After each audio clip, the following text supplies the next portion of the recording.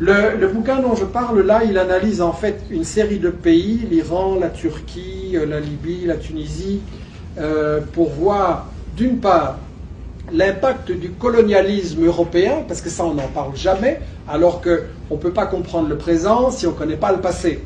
Mais il analyse aussi les stratégies actuelles des États-Unis et de la France pour garder la domination de ces pays-là. Et rassurez-vous, je ne vais pas vous parler de chacun des pays, mais il y en a un quand même dont je voudrais dire deux mots, c'est l'Arabie Saoudite.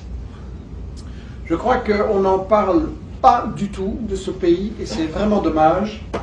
Je ne sais pas si ici, dans vos médias, vous avez de grandes campagnes sur le thème « Il faut mettre fin au régime intolérable de l'Arabie Saoudite ». Chez nous, en tout cas, il n'y a pas ça.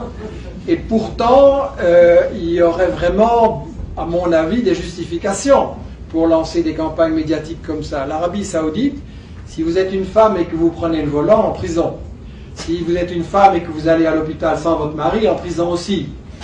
Il y a quelques années, un pensionnat de jeunes filles prend feu et la direction décide que les jeunes filles n'ont pas le droit de sortir parce que c'est la nuit, elles ne sont pas voilées, les pompiers sont des hommes, donc il y aura 15 jeunes filles qui vont périr à cause de ça. Avec toute une police politico-religieuse qui est là pour quadriller et terroriser la population, pendant que c'est bien connu, les souverains et l'élite boivent du whisky et se tapent des bonnes femmes sans problème. L'Arabie Saoudite, c'est un pays où il n'y a pas de constitution. Et d'ailleurs, le nom Arabie Saoudite, ça devrait faire réfléchir. C'est le nom d'un type. Saoud, c'est une famille. Ça veut dire que c'est un pays qui appartient à un bonhomme. Et vous êtes pas, il n'y a pas de constitution parce que vous n'avez pas de droit comme citoyen. En fait, vous appartenez à ce bonhomme. À ce bonhomme. Donc, c'est quand même, bien entendu, syndicat interdit, esclavage des travailleurs immigrés qui sont là pour faire le sale boulot, esclavage des travailleurs immigrés qui sont là pour faire le sale boulot. Et il y a énormément d'abus qui sont documentés, qui sont connus. Il y a plein de rapports là-dessus, et pourtant il y a zéro campagne pour mettre fin à ce qui est clairement le régime le plus arriéré, le plus barbare, le plus inhumain de la planète. Zéro campagne. Et au contraire, on les présente comme des modérés, nos alliés, et depuis 50 ans, on vous raconte qu'ils vont gentiment évoluer, qu'il faut les laisser tranquilles et que tout va aller bien.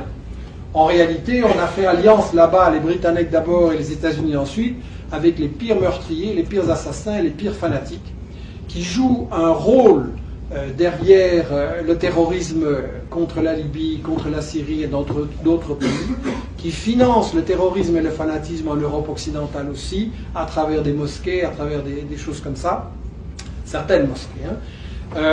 Et donc, pourquoi on ne fait pas ces campagnes contre l'Arabie Saoudite?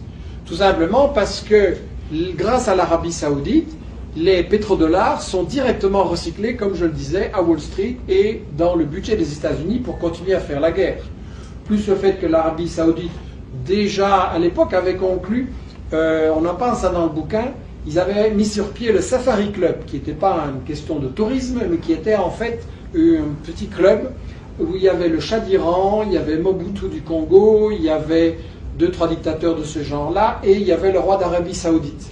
Et ces gens-là, en fait, finançaient des mesures de protection contre les dictatures, les bonnes dictatures, ceux qui sont avec nous, et organisaient de la déstabilisation et l'assassinat de toute une série de gouvernements et de dirigeants progressistes.